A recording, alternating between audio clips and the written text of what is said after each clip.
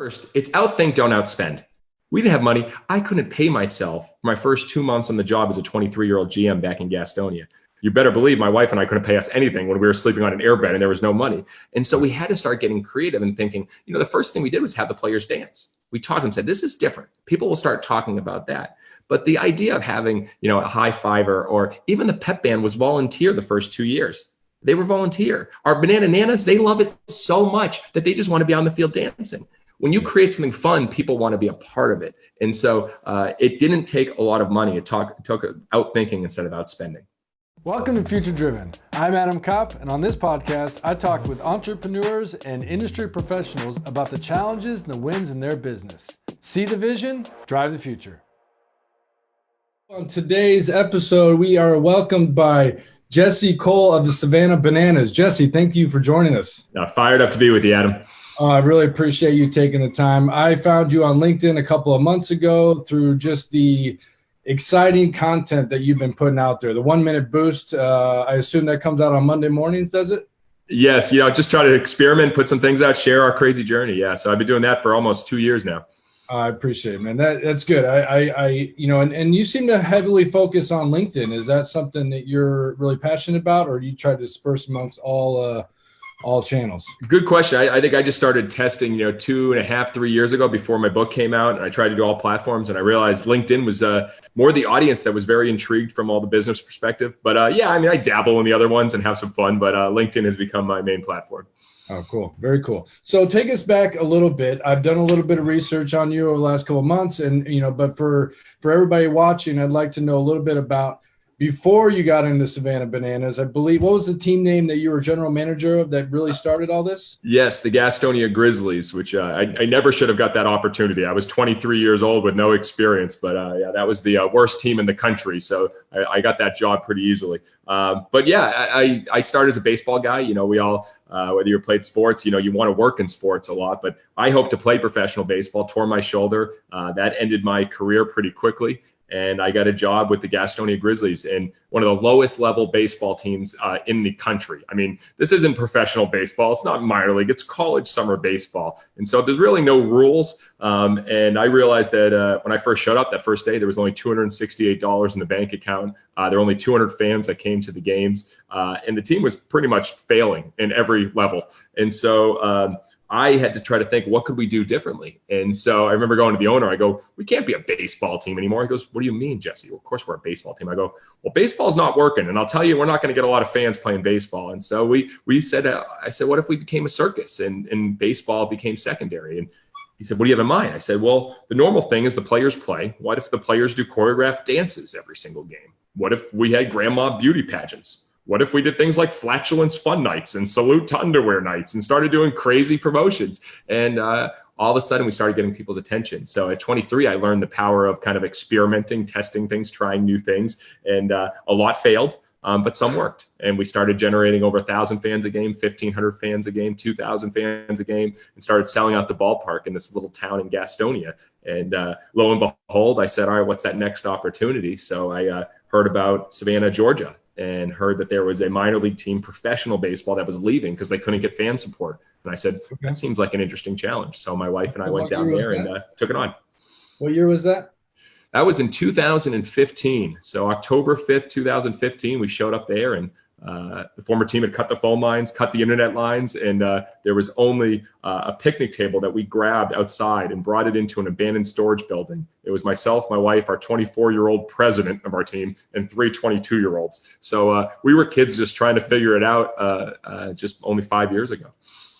Well, and that seems to be a lot of your messaging as well, is to try a bunch of stuff, see what works, learn from the mistakes, learn from kind of the things that work, and just keep going, right? I mean, you don't watch, you try. Yeah. And for us, we started, there's some very little friction points, whatever industry you're in. For us, it was like everyone I met with, they said, baseball's too long, it's too slow, it's too boring. Or I'd go and speak in front of a local Rotary. I'd be like, all right, guys, how many people like baseball here? And actually people would raise their hand. I go, oh, how many baseball games did you go to last year? And they all went down. And I was like, you may like the idea of baseball, but you don't actually like it enough to spend your money and your time there. And I was like, we can't win this. So we wanted to play a game that we could win. And I think every business, should ask themselves, what business are they in? but what business are they really in? And we didn't want to be in the baseball business. We wanted to win in the entertainment business. And so we became very clear on who we're not and who we are, and then tested everything possible for, now 10, 15 plus years since we started. And that's been a real big win for us in these small bets. Okay. So 5 years ago, roughly, you started, you bought the franchise, whatever it was named before that, because you had a fan contest to name the company, right? Or name the team.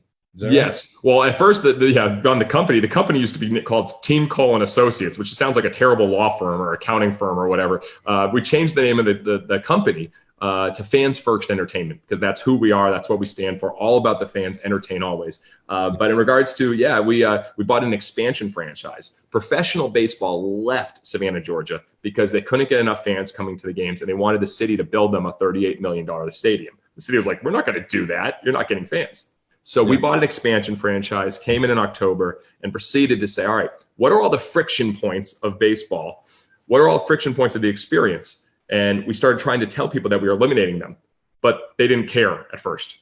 We sold 2 total tickets out of in the first 3 months. 2. It was like the best donation ever, but that didn't pay the bills. And so it got so bad that on January 15th, 2016 at 4:45 p.m., I'll never forget it. We got a phone call, my wife and I, and that we had overdrafted our account and we were completely out of money.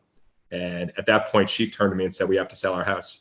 And so just 4.5 years ago, we sold our house, we emptied out our savings account, and we said, we need to go all in to make this team work. And we went all in, and we got an airbed. We found the worst place you could ever imagine. And we started thinking, what can we do to create attention? And as you mentioned, what a lot of teams do. A lot of teams, they have, name the team contest. But you can either go the safe bet, or you can go the complete crazy bet. And we decided safe wasn't an option. Yeah. And so that really started, because you had mentioned, what's the name of the cheerleading teams? The Bananas. Our senior citizen dance team, the Bananas. Yes. Yeah. So that's just one of the hundreds of things that you've implemented. And so one of the questions I have for you is like, did you change the whole league, or is it just your team that runs by some of these rules? Because I noticed one of your other the other teams is Making Bacon.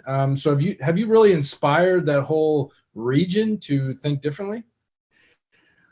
I think we've been inspired by P.T. Barnum. We've been inspired by Walt Disney. We've been inspired by outside of the industry. However, inside the league, and it's people that baseball's number one. For us, entertainment's number one. The circus is number one. The fans are number one. That's our focus. And then what happens is that actually generates good baseball as games than any team over the last 5 years, including a championship. So Macon obviously followed our suit and named the team after a food item, which we proceeded to rent a pig, and actually brought a pig to the ballpark and did the Sarah McLachlan inspired commercial where you save the dogs. We said, save the pigs, stop making bacon. And then we proceeded to buy Making Bacon urinal cakes, which we have in all of our men's urinals, so our fans actually piss on our rival now. So we decided to poke some fun at them. But yeah, I think it's hard. It's not easy to have a breakdancing first base coach. It's not easy to have a 20-person pep band or a male cheerleading team called the Bananas. It's not easy to have a luchador as a professional wrestler as your intimidation coach who does the haka before every game with your players at the other team. It's harder and it's not easy. But it's very clear that's what we're trying to do, and mostly just laugh at ourselves and have fun. If you can't come to the ballpark and laugh and you take it too seriously, what's the point? Well, that's great. And that's a nice segue, because in the Matic Monday email that went out this morning, there was 5 main points that came from you personally. And the first one, I'm going to jump to the second one because it talked about breaking the rules of marketing. And so in that, you talk about breaking the rules of marketing, and really you focus on attention is way more important and more powerful than marketing. So tell us a little bit about what that means to you, and mostly like, how does the smaller business, someone like a hair salon, or maybe it's not as an exciting of an opportunity like baseball to be a little bit different. How do they do things differently with in regards to attention and marketing? Yeah. And again, this is personal experience, but if I'm in a hair salon, I ask one question: what makes you different? And I'll tell you what's not different. It's not being a little bit faster, a little bit better, a little bit more convenient, a little bit It's what can you be the only one doing? And so we ask that question constantly. What are we the only one doing? And so the way that we start, and the first step that we realize now, again, Adam, we knew none of this when we started. Now looking back, it's like, all right, oh, I guess this pattern shows this pattern. So like the first pattern that we saw was, hey, whatever the friction points, whatever the challenges of your industry, write all those down and try to do the exact opposite. We have so many hair salons and restaurants just, oh, I like that restaurant. Let me kind of do it like that. Let me be a Me Too restaurant, a Me Too hair salon. That's just very difficult because the only way you can make it is either have it a better price or a lower price. And that's a race to the bottom. So we said, all right, here are the friction points. Baseball is too long, too slow, too boring. All right, what can we do to have nonstop entertainment every single half inning, as soon as fans walk in, as soon as they leave? And we map that. Also, when you go to a ballpark, what's another friction point? All right, you immediately, you have to, you go to a ballpark and you think about the costs of going to a ballpark. You get nickel and dimed. And so we said, let's eliminate that. What if every ticket was all inclusive? Every ticket at our stadium, all your burgers, your hot dogs, your chicken sandwiches, your soda, your water, your popcorn, your dessert, everything for $15 when we started. Wow. Right? You eliminate that. Other friction points, we kept going. Like, and this is crazy. This last year, we said, I don't think anyone comes to a ballpark and wants to be advertised to. Have you ever said, you know what, I can't wait to get to the arena because I want to see what ads and billboards they have up around the arena. Most people, it's noise. They don't pay attention to it. So we said, we're going to create the first ever ad-free ballpark. So we eliminated every single ad from our stadium. Pretty stupid. A lot of people are like, what were you guys thinking? But it committed to who we are. And so same thing when you buy merchandise from our website, no matter where you go in the country, it's free shipping. You don't pay $99 for Prime for a year. It's just free. And how does that model work? It works in the long run because you build a brand that people know you're going to put the fans first in every do, and you're going to eliminate friction points. So if I'm that hair salon, I would immediately start, all right, let's look. What is the friction points that happen in the experience? Is it the wait times? What happens when they call? Do they actually get their call? How are they treated when they first walked in? What's the buying experience? What about when they leave? And I would look at every one of those and how could you eliminate and create a different experience? And all of a sudden people are saying, you wouldn't believe this hair salon. They do this. And that's what we try to create, these you wouldn't believe moments that our people come to our stadium, they leave and they tell everyone. And now, as we failed spending tons of marketing when we started, we spend $0 marketing. And we're so fortunate to have sold out every game now and have a wait list in the thousands because of this learning that we've done on trying to eliminate those friction points. That's awesome. And something I just thought of is reputation and word of mouth is way more valuable than, any marketing you can put out there. Oh, yeah. So what people say about you and how their experience is anything better than what you can spend money on. Well, the stats are staggering. It's like 92% of people will trust advice or a suggestion from a friend or family member more than any advertisement. Right. Yet we're spending millions of dollars on ads everywhere, but not just spending on creating a great experience that friends or family will tell other people about. Yeah. So your fans first mission, is that correct? Your mission statement is, and I like that you have a really short, simple mission statement. It's fans first entertainment, but what's the overall mission that you have at Savannah Bananas? Fans first, entertain always. Fans first, entertain always. And so that whole mission then kind of really drives your marketing, your focus, where you want to be spending your time and your money, which shows in everything you've done. Yeah, it guides every decision. Think like entertain always. When we went through the quarantine in COVID and we were shut down, shelter in place, everyone on our staff said, all right, let's look at our mission. What are we doing? And so we so focused on entertaining always from home. So we started doing Facebook Lives, cooking with the bananas, where we went to each other's homes, which I don't know why we want to show our staff cooking, but we said we got to entertain and have fun. We started doing music videos with our fans. It said, send us your best dancing videos. We did Dancing with Myself, the Billy Idol song, with all of our fans dancing by themselves. But it guided our decisions. And so I think if you're very clear on who you are and who you're not for as well, we are not for the baseball traditionalists. Who in your business are you not for? And it makes it clear. And we even do the same ads for our people. We say, we actually interviewed all the people who said, who should not work for our company? And every one of our people said, change. People that can't deal with change. People that can't deal with constant movement. And so that helps us push the other way. We actually did an ad recently and said, do not apply for this job. It wasn't an ad. I hate that terminology, but we posted, do not apply for this job, as we were looking for people and all the reasons why they shouldn't work for us. And I think when you go that opposite thinking, it helps draw more clear on what you are and go after that target demographic. That's great. I like that. So we talked about breaking the rules of marketing, which I think you just are constantly doing and showing that throughout. But one of the things we just touched on about the perfect customer experience. So when you think about that, I know you have parking penguins, right? At the very beginning, the first experience you have. I'm impressed. Then you also have staff, maybe it's the same penguins or whatever, that are always saying goodbye and thank you, which I think is important for all experiences. After you've gotten their money, after you've gotten everything you want out of them, you're still thanking them and making sure they had a good experience. Yeah, we learned this over many years. And I think it was, I don't know, one time that I spent like $200 on a concert ticket and I just get a regular payment confirmation. And I was like, this is already starting the process of building me as a fan. And so I said, well, why don't we map the complete experience? And I know a lot of companies do this, but yeah, we mapped every touch. So as soon as someone buys from our website, they get a video. It starts with me and it says, congrats, you just made the best decision of your day. Right now, as your ticket order came in, a high priority siren went off at our stadium and our Bananiacs rushed to the ticket laboratory to produce your tickets. And then a banana nana slowly walked in and hand selected your tickets and placed them on a silk pillow. We raised the silk pillow up in the air and sang, Na Savannah Nahi, to celebrate the birth of a new fan. And then we watch your tickets down to our vault where they're ready for you to go bananas. So that's the first video they get, where people are like, what is happening? And then everyone on our staff, we're all part of this, including myself as the owner. If you buy a ticket online, you will get a thank you call. Not, did your credit card not work? Just a thank you. And then our ticket experience coordinator often sends a playlist of music to listen to get you fired up for the game on the way to the game. And so a lot of people think, hey, they've already bought, we're done. When they buy is when you just start the process. So yeah, and this is where we've messed up in different points. I think about the first impression. As you're pulling up, we go undercover. Every night, someone on our staff goes undercover. And what I mean, it's called undercover fan. And we go as a fan, we park as a fan, we walk in as a fan, we sit with the fans, we eat with the fans, we take notes on how we can be better to be in their shoes.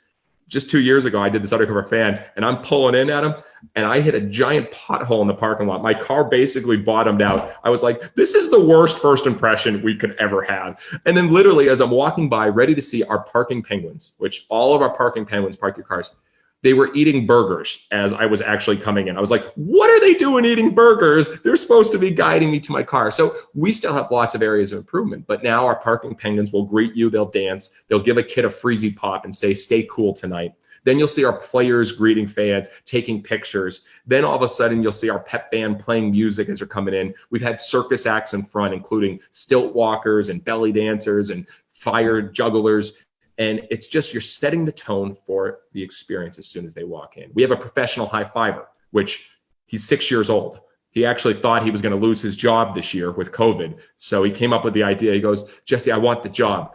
Can I be the professional air high fiver? I go, you got your job back, Colton. And so he's at the gate giving people air high fives. And, it's that first impression. And you're right. When people leave, there's more videos of from our fans when people are leaving than actually even when they're walking in and during the game. Because we have our full pep band set up, playing unbelievable music. Every player from the whole Bananas team is out there dancing with fans, taking pictures with fans. We have a break dance and first base coach dancing, and we have a free s'mores station so fans can get s'mores as they're leaving the ballpark. And that attention to detail we've learned over many years matters. And so when they leave, how do you make them feel? And I think that's a question, maybe a hairstylist or whatever company it is. Are you really thinking about how you make them feel? Or are you thinking, in fact, that they were just a transaction for you? There's a big, big difference. Yeah. And so I'm thinking for business owners, all the things that you're putting into place, it requires people time and hours and, and resources. Like that's sometimes that can feel very daunting for people. Yes. And you talked earlier about it's a long-term play for yourself. So and I agree. It's the focus on building an unforgettable experience is way more important. And so that becomes, ultimately the finances have to drive a certain thing, but at some point, somebody is not going to really care how much a Savannah Bananas ticket's going to cost because they just want to be there. They just either have been there and they can't wait to go back, or they just are just wanting to go to have the experience. I mean, I live, in the Pacific Northwest, and I want to come to one of your games, and it's just because of the excitement you're creating. So I think that's great. Well, thanks. And you're right. At first, it's outthink, don't outspend. We didn't have money. I couldn't pay myself my first 2 months on the job as a 23-year-old GM back in Gastonia. you better believe my wife and I couldn't pay us anything when we were sleeping on an airbed and there was no money. And so we had to start getting creative and thinking, the first thing we did was have the players dance. We taught them, said, this is different. People will start talking about that.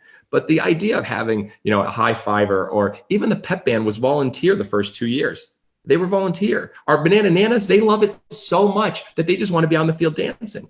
When you create something fun, people want to be a part of it. And so it didn't take a lot of money. It took out thinking instead of out spending.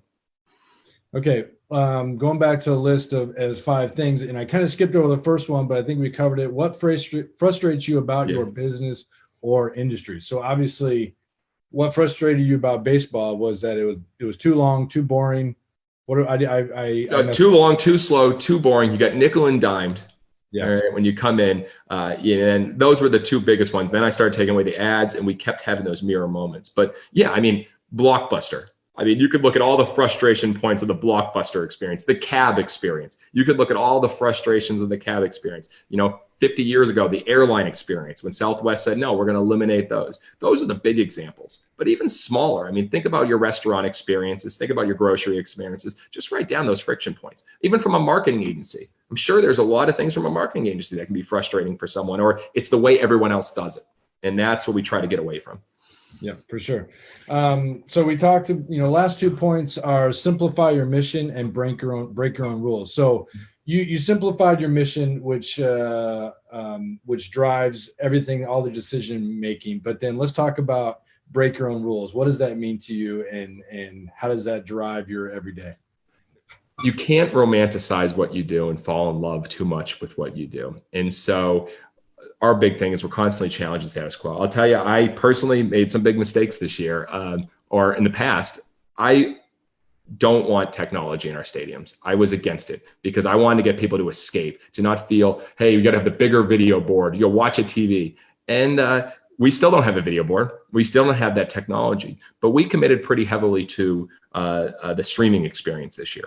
When we had to tone down our attendance because of COVID, and we had to turn away 50,000 fans that already had tickets, we said, let's find something different. And we invested resource and time into technology, something that wasn't a rule. I didn't even want to play that game. I wanted to play this game. And yeah, we started having flying drones in the middle of games, started miking up players, started letting fans choose who would pitch later in the game. We started breaking those rules. But I think you have to be open to, this is how we did it for 2 or 3 years, and this is how we're going to do it 2 or 3 years later. Stay true to your mission, but the way you entertain in 3, 5, 10 years for us is going to be different.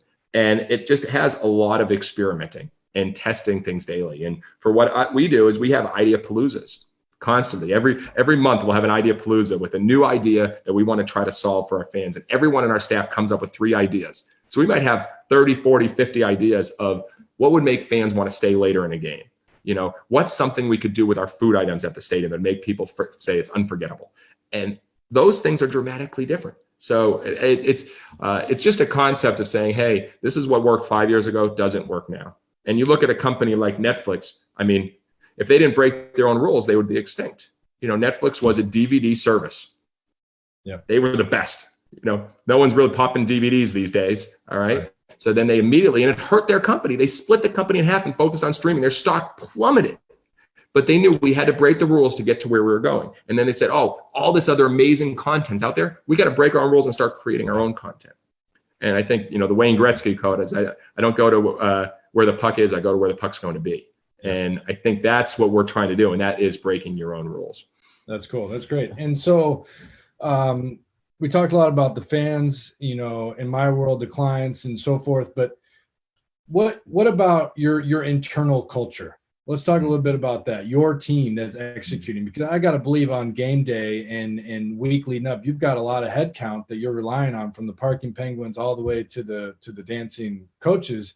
And so how do you keep that momentum up and that kind of drive internally as well, so that they have as much energy as you do, to deliver your mission and your experience?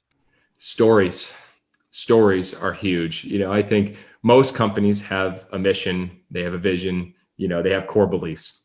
But not many companies have stories that back up those core beliefs. And so, for instance, like this one story I'll share with you right now, this has been told and retold and retold by everyone on our team. And it involved just a 22-year-old intern that was with us our first season.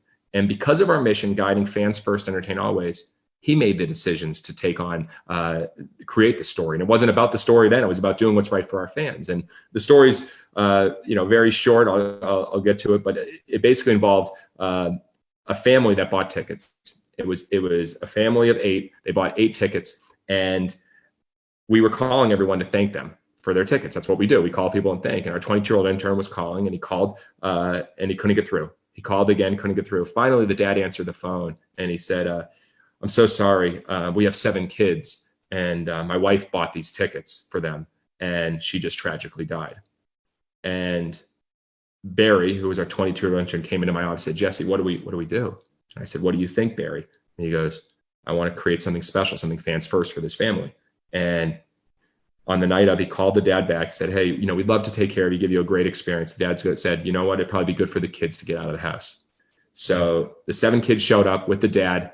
Barry gave him the front row seats, and he presented the dad with a jersey with the mother's name on it and with the amount of years that they were married. And then had our entire team come up and hang out with the kids, sign bats, sign balls, and just spend about 30 minutes before the game with them. The family stayed for the entire game, which, Adam, never happens at a baseball game, especially a family of 7. They stayed the entire game, and the father turned and told Barry, said, that was the last gift the mother ever gave our kids. I couldn't imagine a better gift.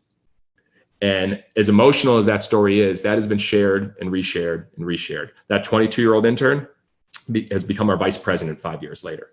And because he started with, really doing what's best for our fans. And those stories happen constantly.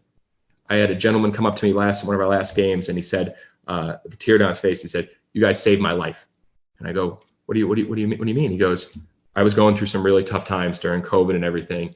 And the fact that you guys put on the show, put on this experience, I've come out and I've had something to look forward to every single night. Thank you. And it's those things. And yes, they're emotional, but it gives purpose behind why you do what you do. So for us, as we share, it's like, hey, find stories, share those. After every game, we get together and share the fans first moments, those cool moments that someone on our staff, whether it was a game day staff member, an intern, a full-time staff member, did for a fan. And that builds the purpose and the impact of what we do, not just being crazy and having crazy promotions and give away colon cleansings and, Porta John races and all the wild things we do. There's a bigger meaning to it. And that's really what drives our company.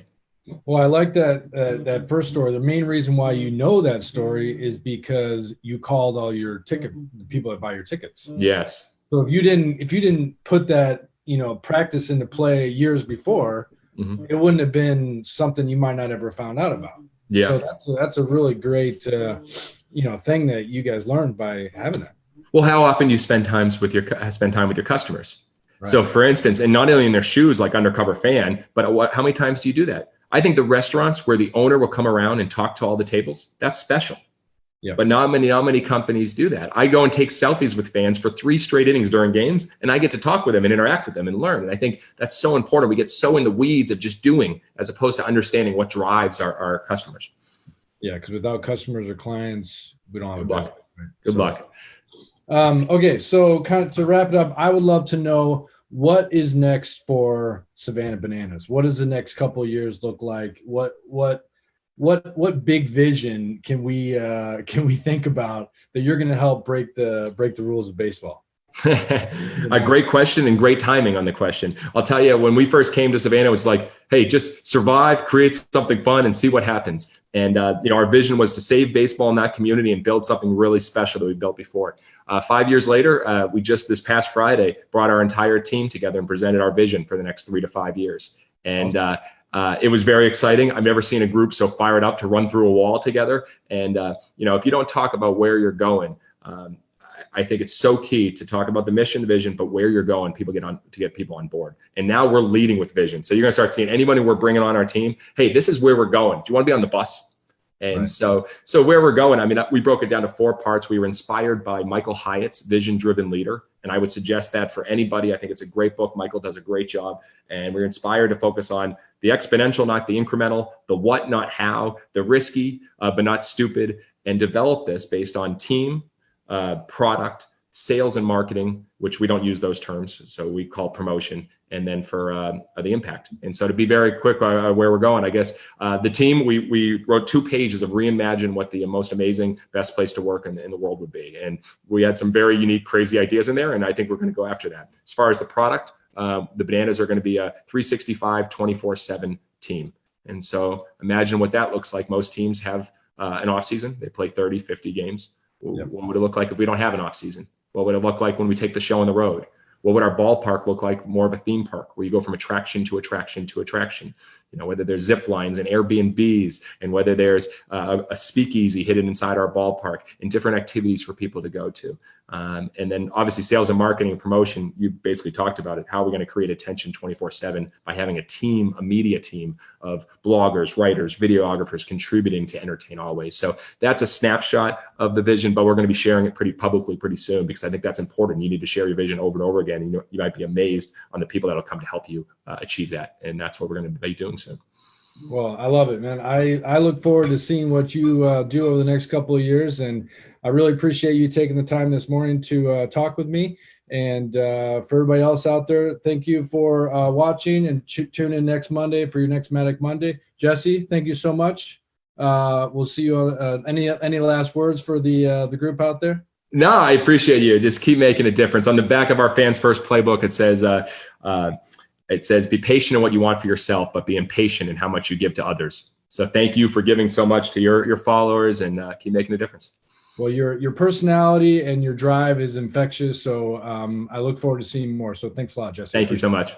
All right, take care.